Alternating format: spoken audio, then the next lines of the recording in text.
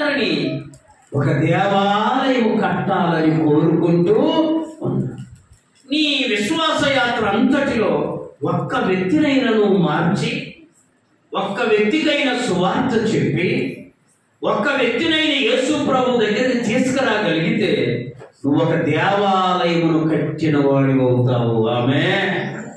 దేవాలయమును కట్టిన దాని అవుతావు. దేవాలయమును కలిగి ఉన్న వ్యక్తి అవుతావు. గుర్తుపెట్టుకో, మన విశ్వాస జీవితంలో దేవాలయముగా ఒక వ్యక్తిని మార్చాలి, ఒక వ్యక్తిని దేవాలయంగా సిద్ధపరచాలి. ఇది శ్రేష్టమైనటువంటి మర్మం. అందుకనే నీతో సహవాసం చేసిన వాళ్ళు లోకస్తులైనా నీతో సహవాసము చేయడం ద్వారా వారిని నువ్వు దేవుని బిడ్డగా మారిస్తే ఒక మందిరాన్ని నువ్వు ఏం చేసినట్టు? కట్టినట్టు. ఆమేన్. ఒక మందిరాన్ని కట్టినట్టు. కాబట్టి అనేక మంది ప్రయాసపడుతూ ఉన్నారు దేవునిలోకి అనేక మందిని తీసుకురావడానికి, దేవునిలోకి అనేక మందిని నడిపిస్తారు. నువ్వు నేను మన ఇంటి నుండి ఈ కార్యాన్ని ప్రారంభించాలి.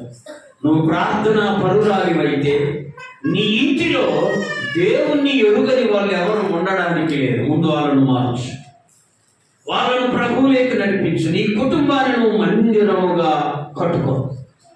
ఆ తర్వాత ఇతరుల యొక్క మందిరపు స్థితిని నీవు చూడు, హృదయపు స్థితిని నువ్వు చూడు. అందుకని దేవుడు అంటున్నాడు, చూడండి, జకరియా గ్రంథం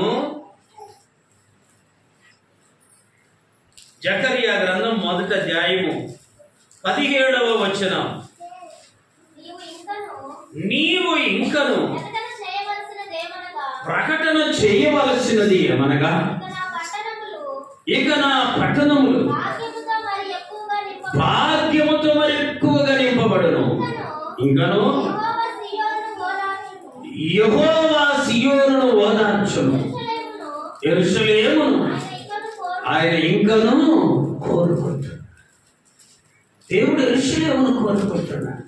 మా నువ్వు యెరూషలేముగా ఉండాలని దేవుడు కోరుకుంటున్నాడు. నువ్వు పరిశుద్ధమైన ఆలయముగా ఉండాలని దేవుడు కోరుకుంటున్నాడు. మరి అలా కోరుకుంటున్నప్పుడు ఆయన అంటున్నాడు, నీ పట్టణము భాగ్యములతో నింపబడు, నీ గృహము భాగ్యములతో నింపబడద్ది. ఎప్పుడు? నీవు దేవాలయముగా మారినప్పుడు, నీవు యెరూషలేముగా మారినప్పుడు. అందుకని దేవుడు నిన్ను నన్ను దేవాలయముగా ఉండమంటున్నాడు. చూద్దాము దేవాలయంలో ఏమేమి ఉంటాయి.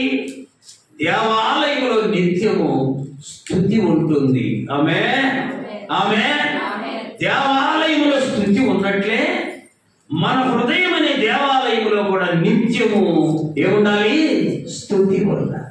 మన నోరు తెరవట్ల. నిత్యము మన దేవాలయంలో ఏముండాలి? స్తుతి ఉండాలి. నీ దేవాలయంలో స్తుతి ఉంటే స్తుతుల మీద మన దేవుడు ఆశీనుడై నీ హృదయంలో నివాసము. ఈ స్తుతి అనగానే కొన్నిసార్లు మనకి ఇబ్బందులు వచ్చాయనుకో, ఇరుకులు వచ్చాయనుకో, అప్పుడు మనం స్తుతించలేం, అప్పుడు మనం దేవుణ్ణి ఆరాధించలేం. అలాంటి పరిస్థితులు మన జీవితాల్లోనికి వచ్చినప్పుడు మనం ఏం చేయాలో తెలుసా? ఒక్కసారిగా ప్రభు వైపు చూసి యోబు గారిని జ్ఞాపకం చేసుకోవాలి. యోబు గారి ఇంటిలోకి కూడా భయంకరమైన శోధనలు వచ్చాయి, భయంకరమైన పరిస్థితులు వచ్చాయి.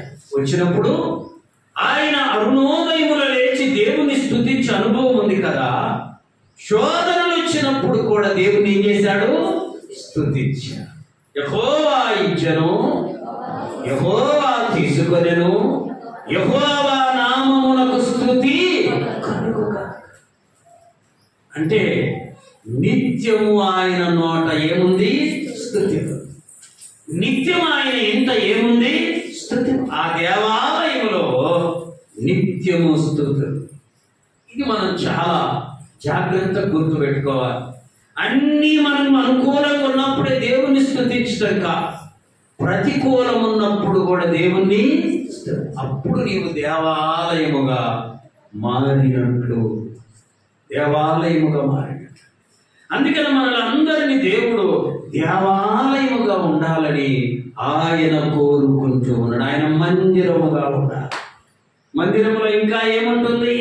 స్తుతి ఉండిద్ది, దేవుణ్ణి స్తుతించడం ఉంటుంది, దేవుణ్ణి కనపరచడం ఉంటుంది, దేవుణ్ణి మహిమపరచడం ఉంటుంది. అంతేకాదు ఈ మందిరములో నిత్యము పరిశుద్ధత ఉండిద్ది. ఆమేన్. మందిరములో పరిశుద్ధత ఉన్నట్లే మనలో కూడా ఏముండాలి? పరిశుద్ధత. మందిరమై ఉన్నప్పుడు నువ్వు దేవునికి, నీలో కూడా పరిశుద్ధత ఉండాలి. ఒక వ్యక్తిలో పరిశుద్ధత ఉన్నప్పుడు పరిశుద్ధుడైన దేవుడు వచ్చి ఆ వ్యక్తిలో నివాసము చేస్తాడు. అపరిశుద్ధంగా నువ్వు ఉండి దేవా అని నువ్వు ప్రార్థన చేస్తే పరిశుద్ధుడైన దేవుడు వచ్చి నీతో నివాసము చేయాలి. నీలో అపరిశుద్ధత ఉండి పరిశుద్ధుడి నుంచి నీలో నివాసం చేయమంటే ఆయన నివాసము.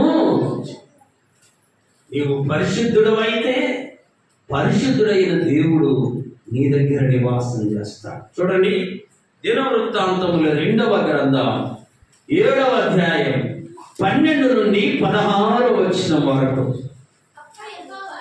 అప్పుడు యెహోవా రాత్రి యందు సొలొమోనుకు ప్రత్యక్షమై ఈలాగు సెలవిచ్చెను,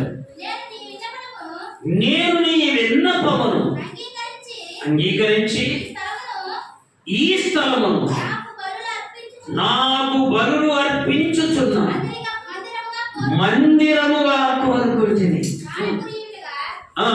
వాన కురియకుండా ఉండగా నేను ఆకాశమును మూసివేసినప్పుడు నువ్వే గాని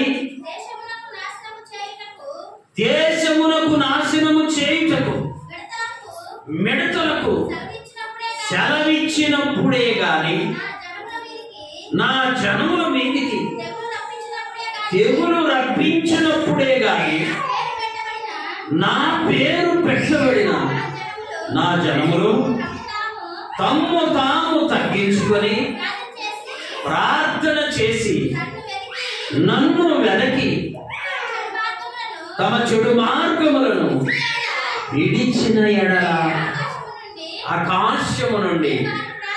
చూడండి, ఇవన్నీ మిడతలు అంటే కీడుకు సూచన. వాన కురియకుండా ఆకాశం మూయబడడం అంటే కరువుకు సూచన. ఇవన్నీ వచ్చినప్పుడు ఒక వ్యక్తి దేవుని సన్నిధిలో ప్రార్థన చేస్తాడు.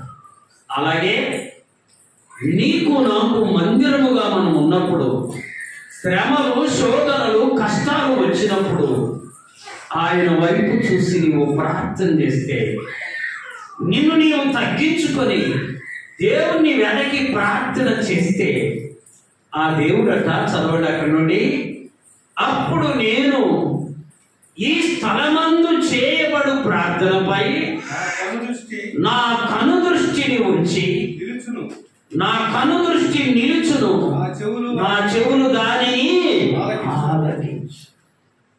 చూసారా, మిడతలు అనగా కీడు. మిడతలు వస్తే పైన ఏమవుద్ది? మా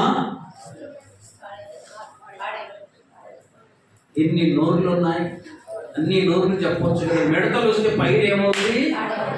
శోధనలు వస్తే విశ్వాసికి కూడా కొంత నష్టం జరుగుతుంది. అలాంటి సమయంలోనట మనము మనల్ని మనము తగ్గించుకొని ఏం చేయాలి? దేవుని సన్నిధిలో మనము తగ్గించుకొని ప్రభు సన్నిధిలో ప్రార్థన చేస్తే దేవుని చెవులంట దానిని నువ్వు పరిశుద్ధాలయముగా ఉండి ప్రభు సన్నిధిలో ప్రార్థించగలిగితే, నిన్ను నీవు తగ్గించుకొని ప్రార్థించగలిగితే దేవుని చెవులు నీ ప్రార్థన ఆలకిస్తాయి. ఆమేన్. ప్రార్థనకు జవాబు రావడం లేదు అంటున్నావంటే నీలో దేవాలయంలో ఉండవలసిన లక్షణాలు నీలో ఒకటి కూడా. దేవాలయంలో పరిశుద్ధత, దేవాలయంలో స్తుతి, దేవాలయంలో ఆరాధన, ఇవన్నీ దేవుని బిడ్డల్లోనే ఉండాలి. అప్పుడు ఆయన అంటున్నాడు చూడండి 15వ వచనంలో, ఈ స్థలమందు చేయబడు ప్రార్థనపై నా కను దృష్టి నిలుచును, నా చెవులు దానిని. నా తర్వాత మాట, నా పేరు ఈ మందిరమునకు నిత్యము ఉంటుందండి. నిత్యము ఉంటుంది, ఎల్లప్పుడూ ఉంటుంది. దేవుని మందిరానికి పేరు అనేది కొద్ది రోజులు కొద్ది రోజులు పోదు, ఎప్పుడెప్పుడు ఉంటుంది? నిత్యము. ఇది దేవాలయం అనుకో, ఎప్పుడెప్పుడు పిలువబడుతుంది? నిత్యము పిలువబడుతుంది. నీవు నేను దేవుని బిడ్డలమని ఎప్పుడెప్పుడు పిలువబడాలి? నిత్యము పిలువబడాలి. ఆమేన్. శ్రమలు వచ్చినా దేవుని బిడ్డలుగానే ఉండాలి, శోధనలు వచ్చినా దేవుని బిడ్డలుగానే ఉండాలి, కష్టాలు వచ్చినా దేవుని యొక్క ఆలయముగానే మనం. అందుకని దేవుడు నిన్ను నన్ను మందిరముగా కోరుకుంటున్నాడు. మందిరం 16వ వచనం చూడండి, నా పేరు ఈ మందిరానికి నిత్యము స్తుతి, నిత్యము ఆరాధన, నిత్యము ప్రభువును కనపరచడం, నిత్యము ఆ పేరు కలిగి నీవు బ్రతకడం. దేవాలయమును కోరుకుంటున్న దేవుడు. చూడండి, హెబ్రీలకు రాసిన పత్రిక 11వ అధ్యాయం. బైబిల్ ఉన్న వారు అందరూ చూడండి, హెబ్రీలకు రాసిన పత్రిక 9వ అధ్యాయం 1వ వచనము నుండి, మొదటి నిబంధనకైతే సేవా నియమములను ఈ లోక సంబంధమైన పరిశుద్ధ స్థలమున ఉండేను. ఏమనగా మొదట ఒక గుడారం ఏర్పరచబడేది, అందులో దీపస్తంభమును వల్లయు దాని మీద ఉంచబడిన సముఖపు రొట్టెలను ఉండెను. దానికి పరిశుద్ధ. చూడండి, ఈ పరిశుద్ధ ఆలయంలో దీపం ఉండాలి. ఏముండాలి? అంటే నీలో నాలో దేవుని వెలుగు ఉండాలి. లోక సంబంధమైన వెలుగు మనలో. దీపస్తంభము, దీపము నిత్యము వెలుగుతుంది. కొందరు చూడండి, కొద్ది రోజులు బాగా ప్రార్థన చేస్తారు, కొద్ది రోజులు ప్రార్థన చేస్తారు, కొద్ది రోజులు చక్కగా మందిరానికి వస్తారు, కొన్నిసార్లు రారు. చూసారా? అంటే వారిలో దేవుని యొక్క వెలుగు కొద్ది కాలం ఉండి ఆ తర్వాత ఏమవుతుంది? ఆరిపోతే ఒక ఇంటిలో దీపం ఆరిపోతే ఎంత చీకటో, దేవుని యొక్క వెలుగు మనలో లేకపోతే అంతే చీకటి. ఆ చీకటిలో నీవేమీ చేయలేవు.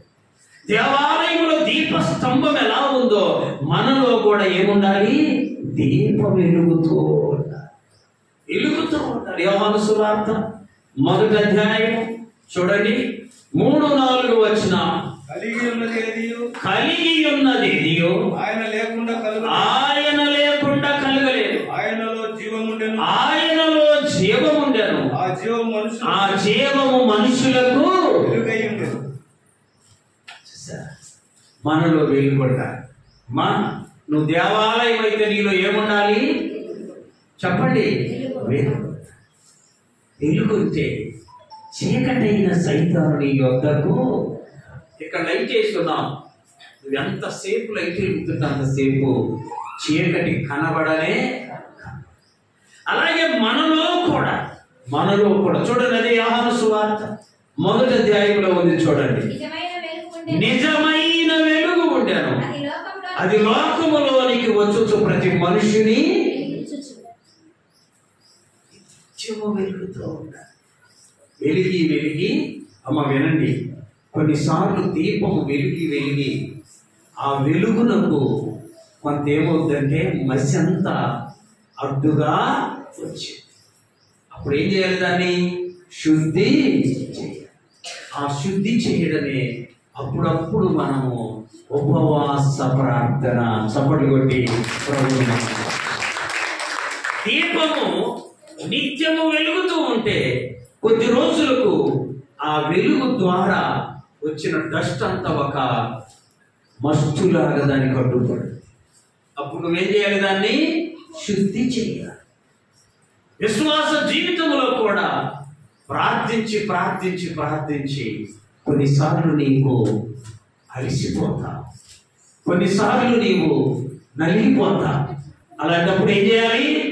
ఉపవాస ప్రార్థన ద్వారా నీకున్న మస్తంతటిని నువ్వేం చేయాలి? శుద్ధి చేసుకోవాలి.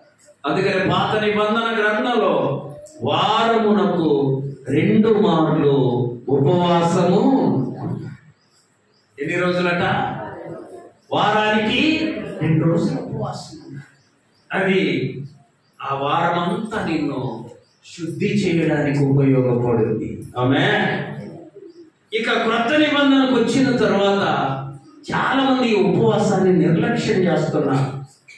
ఈ దీపాన్ని నువ్వు శుద్ధి చేయకపోతే ఆ మస్కగా నీ వెలుగు అంత తేటగా కనపడదు. నిన్ను తేటగా కనపరిచేదే ఉపవాస ప్రార్థన. అందుకనే సంవత్సరంలో 40 దినాలు మనం ఉపవాసం ఉండి ప్రభు సన్నిధిలో ప్రార్థన చేస్తున్నాం. త్వరలో మనకు రేపు 5వ తేదీ నుంచి ఉన్నాయి. వచ్చే నెల 5 నుండి ఈ 40 దినాల ఉపవాసాలు మొదలవుతాయి. సిద్ధపడండి. ఇప్పుడు ఏదైనా పనులు ఉంటే ముందుగానే ఊర్లకి ఇల్లు ఉంటే వెళ్ళి వచ్చి ఉపవాసాలు మొదలైనాక వెళ్ళకూడదు. పనులన్నీ సిద్ధపరచుకొని దేవుని సన్నిధిలో శుద్ధి చేసుకొనుటకు మనల్ని మనము సిద్ధపరచుకోవాలి. చూడండి, ఇక రెండోది ఏంటంట? దీపస్తంభమును, రెండోది బల్ల అనగా విశ్రాంతి.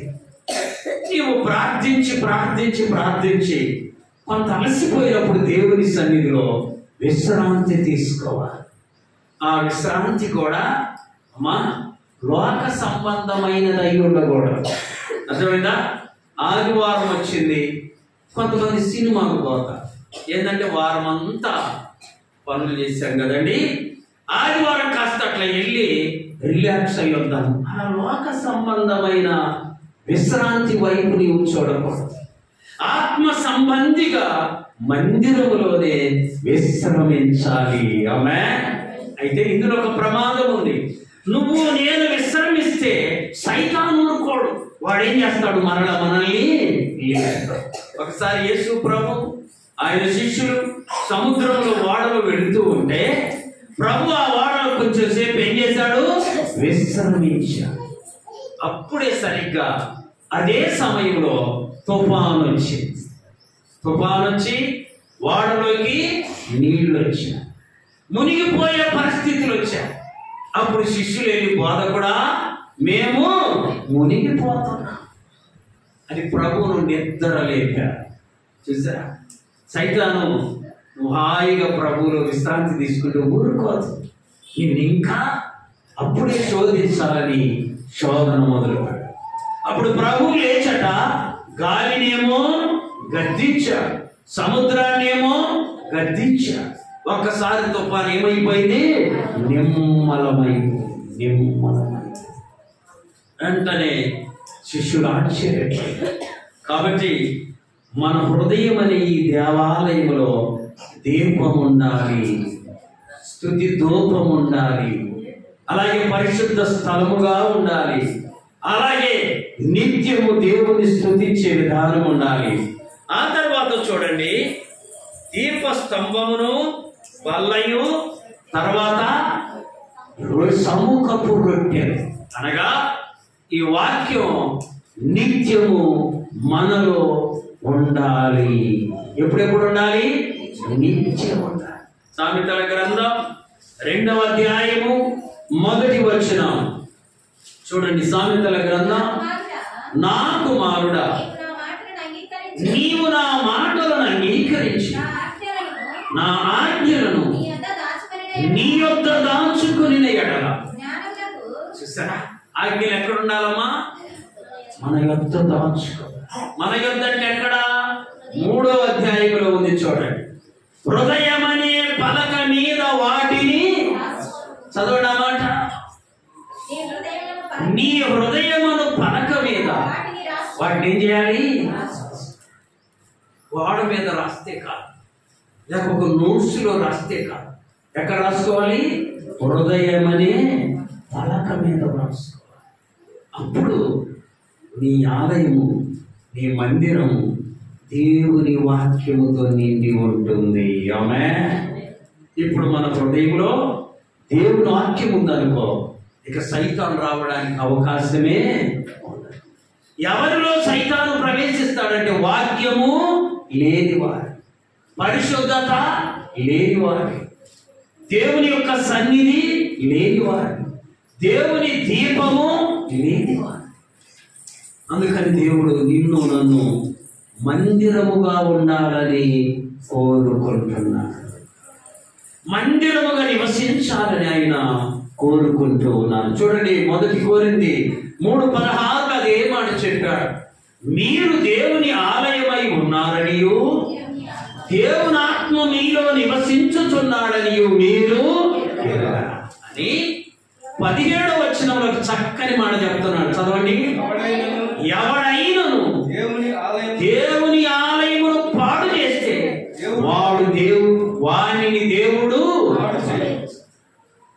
ఎంత బోధో తెలుసా? ఈ వచ్చిన నువ్వు దేవాలయముగా ఉండి, నువ్వు పరిశుద్ధునిగా ఉండి, నీవు దేవుని దీపము కలిగి దేవుని స్తుతిస్తూ ఉంటే నిన్నెవరైనా పాడు చేస్తే, చూసారా, నిన్నెవరైనా పాడు చేస్తే దేవుడు వారిని, ఎవడైనా దేవాలయమును పాడు చేస్తే దేవుడు వానిని. మనం చేయాల్సిన పని, మనకు వాక్యం ఉంది. దావీదును చంపాలని రాజైన సౌలు 2 సంవత్సరాలు పోరాడాడు. సౌలేమో రాజు, అన్ని రకాల ఆయుధాలు ఉన్నాయి, అధికారం ఉంది, అన్నీ ఉన్నా కూడా 2 సంవత్సరాలు సౌలు దావీదును చంపడానికి పోరాడితే సాధ్యము. తుదకు దేవుడే సౌలును వచ్చాడు, దావీదును రాజుగా సిద్ధపరచు. మనము పరిశుద్ధ స్థలముగా ఉన్నప్పుడు మనల్ని ఎవరైనా పాడు చేయాలనుకుంటే దేవుడు వారినే పాడు చేస్తాడు. ఈ సందర్భంలో ఆంధ్ర ప్రాంతం నుండి, అంటే మన రాష్ట్రం నుండి ఒక మంచి విశ్వాసి కుటుంబం ఒరిస్సా వెళ్ళిందండి. ఒరిస్సా వెళ్ళి అక్కడ ఒక కంపెనీలో ఉద్యోగం చేస్తున్నాడు. అతను మంచి విశ్వాసి, చాలా మంచి ప్రార్థనాపరుడు. కానీ భార్య కొంత అవిశ్వాసం ఉన్నది. అక్కడికి వెళ్ళిన తర్వాత ఆమె లోక సంబంధమైన వాటి మీద దృష్టి పెట్టి అక్రమ సంబంధంలో మునిగిపోయి పలుమార్లు హెచ్చరించాడు అతను దేవునిని బట్టి. కానీ ఆమె మార్చుకోలే పద్ధతి. మార్చుకోక అతను డ్యూటీకి వెళ్ళిపోనిచ్చి ఫోనులో ఒకటే అపరిశుద్ధమైన జీవితాన్ని జీవిస్తూ, చూసారా, ఒకరోజు నాకు ఫోన్ చేసి చెప్పాడయ్యా, నేను ఎంత చెప్పినా ఆమెలో మార్పు రావడం లేదు, నేను ఎంత ప్రార్థన చేసినా ఆమె మారడం లేదు, ఏం చేయమంటావని నన్ను కన్నీటితో అడిగాను.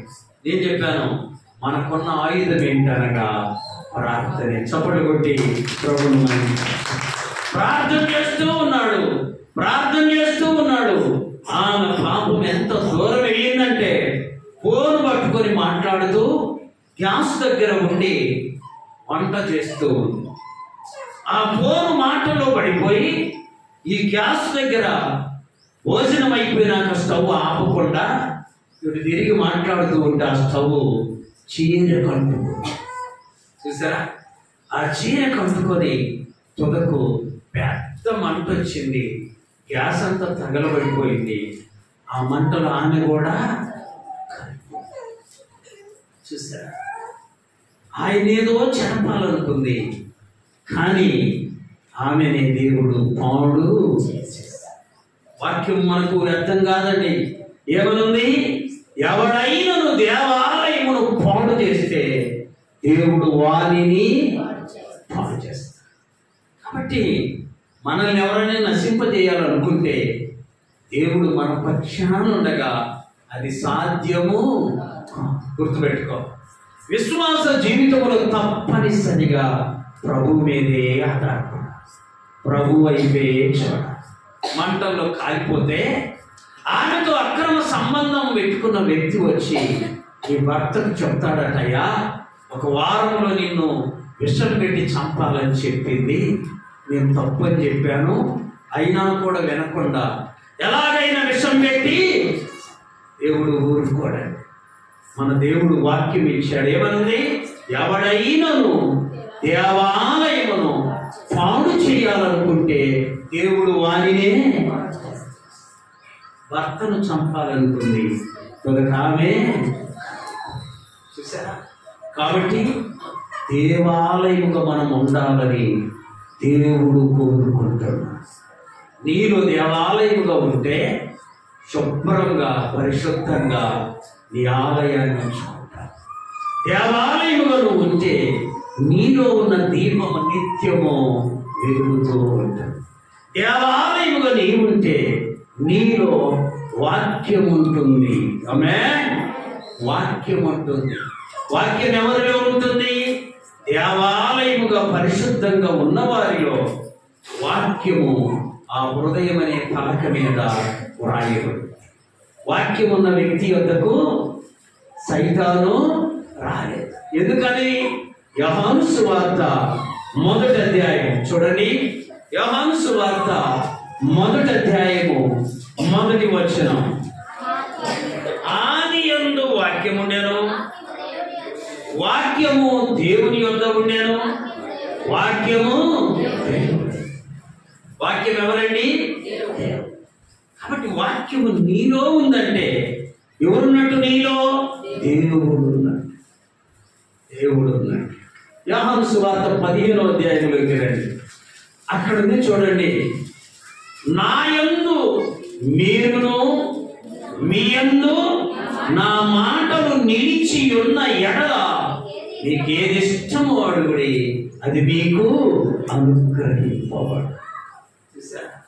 ఆత్మీయ జీవితంలో వాక్యాన్ని హృదయంలో ముద్రించుకుంటే, వాక్యాన్ని హృదయం అనే పలక మీద వ్రాసుకుంటే నిన్ను ఏ సైతాను ఏమీ చేయదు. ఎవరి యొద్దకు వస్తాడు సాతాను? వాక్యము లేనివాడు. వాక్యం అంటే గుర్తుంచుకోనివా, వాక్యం అంటే నిర్లక్ష్యం చేసేవా. అందుకనే మనం ఉదయం లేవగానే మన మాత్రమే ఉదయం లేవగానే వాక్యాన్ని జ్ఞాపకం చేసుకోవాలి. వాక్యము నీ హృదయంలో జ్ఞాపకం చేసుకుంటే సైతాను తలంపుల ఆలోచనలు నీ యొద్దకు. వాక్యం గుర్తుంటే కదా, వాక్యాన్ని నీ హృదయం అనే పాట మీద రాసుకుంటే కదా, అప్పుడు సైతాను నీ యొద్దకు రాలేదు. ఎందుకని? వాక్యము దేవుడై ఉండెను. వాక్యము 119వ కీర్తన 50వ చరణంలో ఒక మాట వ్రాయబడింది చూడండి. 119:50. నీ వాక్యము నన్ను బ్రతికించను, బాధలో అదే నాకు. బాధ వచ్చింది. మందు ఏంటో తెలుసా అమ్మా? బాధకు మందు ఉందా? డాక్టర్ దగ్గరికి వెళ్ళయ్యా, మరి బాధకు ఉందయ్యా, ఒక టాబ్లెట్ ఇవ్వమండి. దానికి మందు లేదా? కానీ బైబిల్లో మందు ఉంది. ఏంటో తెలుసా? నీ వాక్యము నన్ను బ్రతికించను, బాధలో అదే నాకు నెమ్మది. వాక్యాన్ని నీ హృదయంలో భద్రపరుచుకుంటే ఆ వాక్యము నీకు నెమ్మదినిస్తుంది. చప్పటి కొట్టి ప్రభువును మహిమపరచండి. అందుకని వాక్యాన్ని హృదయములో భద్రపరుచుకుందాం. వాక్యాన్ని హృదయంలో నెమర వేసుకుందామనేమో. బాధ వచ్చిందనుకో, నువ్వేం చేయాలి? వాక్యాన్ని జ్ఞాపకం చేసుకుంటే ఆ వాక్యము నీకేమిస్తుంది? నెమ్మదిస్తుంది. అద్భుతం అండి. అందుకనే చాలా మంది నిద్ర రాలేదయ్యా అని మాకెవరన్నా ఫోన్ చేస్తే మేము చెప్పే జవాబు ఏంటో తెలుసా? నిద్ర రాకపోతే హాయిగా బైబిల్ తీసుకొని చదువుకో. ఓహో అది అంట. చూసారు ఎంత చులకనగా ఉండిందో? ఒక నిద్ర మాత్రం తెచ్చేసుకుంటే బాగుంటుంది. అలా కాకుండా బైబిల్ చదువుకోమంటే కొంతమందికి చులక. చేసి చూడండి, బైబిల్ తీసుకొని నువ్వు చదువుతూ ఉంటే దేవుని ఆత్మ నీలో పనిచేసి చల్లగా నీకు నిద్ర వచ్చేలా చేస్తాడు. ఇక్కడ ఇంకొక ప్రాముఖ్యమైన విషయం ఏంటంటే, నువ్వు బైబిల్ చదవడం ఇష్టం లేదనుకో, సైతాను గాడన్న నీకేం చేస్తాడు చెప్పాలి. ఎక్కువ మందికి బయట ఎంతకాలం ఎక్కడున్నా నిద్ర రాదు. మందిరంలోకి వచ్చేలేకి అంటే సైతాను గాడు తెప్పిస్తాడు. నీవు ఏం చేసినా నిద్ర రాకపోయినా బైబిల్ పట్టుకో, ఖచ్చితంగా ఆ బైబిల్ పట్టుకోవడం ఇష్టం లేని సైతాను నీకేం తెప్పిస్తాడు ఎత్తాడు. ఒకవేళ పట్టుదలతో చదువుతూ ఉంటే దేవుడే నీకు కావలసిన విశ్రాంతిని ఇస్తాడు. కాబట్టి మనము దేవుని దృష్టిలో ఆలయముగా ఉందముగాక.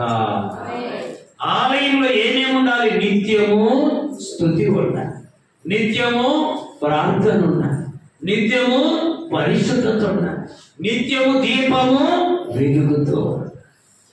ఈ కార్యాలు మనలో ఉండాలనే మనం చదువుకున్నాం. దేవుడు నిన్ను మందిరముగా ఉండాలని కోరుకుంటున్నాడు. మొదటి కోరిక కనికరమునే కోరుచున్నాడు. రెండవ కోరిక మనం మందిరముగా ఉండాలని దేవుడు కోరచ్చు. నువ్వు మందిరముగా ఉన్నావా? ఆదివారం ఉన్నానయ్యా సరిపోదు. ఆదివారం మందిరానికి పోయా, నేను మందిరంలాగా ఉన్నానయ్యా. మిగతా వారం అంతా లేకపోతే నువ్వు మందిరానికి కానే నిత్యము. ఈ మందిరానికి మందిరం అని పేరు పెట్టబడిన తర్వాత ఈ మందిరం పేరు నిత్యము ఉంటుంది, మధ్యలో ఆగిపోదు. నువ్వు నేను దేవుని మందిరముగా ఉన్నప్పుడు నిత్యము నిత్యము ఈ మందిరముగా మనం స్థిరపరచబడాలి. అప్పుడు నువ్వు ప్రార్థన చేస్తే దేవుడు తన చెవులతో నీ ప్రార్థన ఆలకిస్తాడు, నీ ప్రార్థన అంగీకరిస్తాడు, నీ ప్రార్థనకు జవాబు ఇస్తాడు. కాబట్టి మనల్ని దేవుడు మందిరముగా కోరుకుంటున్నాడు. ఆమేన్. పరిశుద్ధత లేకుండా ఈ మందిరం ఉండదండి, వెలుగు లేకుండా ఈ మందిరం ఉండదండి, వాక్యము లేకుండా ఈ మందిరం ఉండదండి, నిత్యం ఆరాధన లేకుండా ఈ మందిరం ఉండదండి. నువ్వు నీ మందిరము వలె నిత్యము వెలుగుతూ, నిత్యము దేవుని స్తుతిస్తూ, నిత్యము ప్రభువును మహిమపరుస్తూ ఉంటే నువ్వు నేను ఆయన దృష్టిలో మందిరము. ఆమేన్. ఆ మందిరముగా ప్రభు సన్నిధిలో మనల్ని మనం సిద్ధపరచుకొని ప్రభు రాకడలో ఆయన్ను కలుసుకుందుము గాక. మోకరించండి, ప్రార్థన చేస్తున్నాం.